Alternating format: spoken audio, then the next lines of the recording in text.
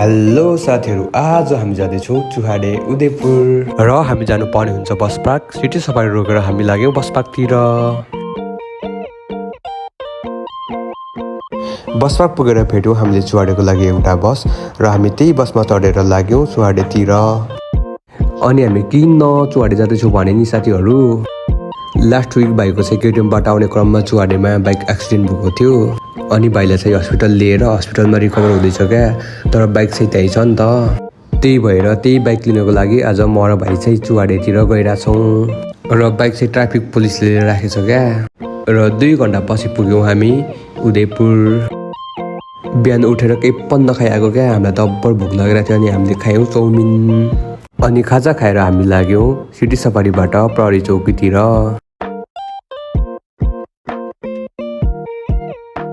अनि हामीले त त्यहाँ पुग्न बित्तिकै भाइको बाइक देख्यौँ। अनि हामीले हाम्रो डकुमेन्टहरू सबै सब्मिट गरेर हाम्रो बाइक झिक्नको लागि प्रोसेस गऱ्यौँ। चिसो खाने पैसा देऊ न अरे क्या त्यहाँ सरहरूले त। अनि हामीले प्रहरी चौकीबाट बाइक झिक्यौँ र तर बाइकको कन्डिसन एकदमै नराम्रो भएको भएर हामीले नजिकैको वर्कसपमा बाइक बनाउने डिसिजन गऱ्यौँ।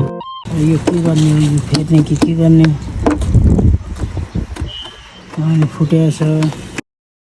सबको दाइले 2-3 घन्टा मेहनत गरेर हाम्रो बाइक बनाइदिनु भयो। बाइकको धेरै कुराहरू चेन्ज गर्नुपर्ने भएकोले बाइक बनाउन एकदम टाइम लाग्यो। दाइले बाइक बनाइसक्नु भएपछि आफैले कुदाएर मजाले चेक गर्नुभयो। बाइकमा सबै कुरा ठिक भएपछि हामी फर्क्यौँ विराटनगरतिर। र आजलाई यति नै। थ्याङ्क यू, बाई साथीहरू।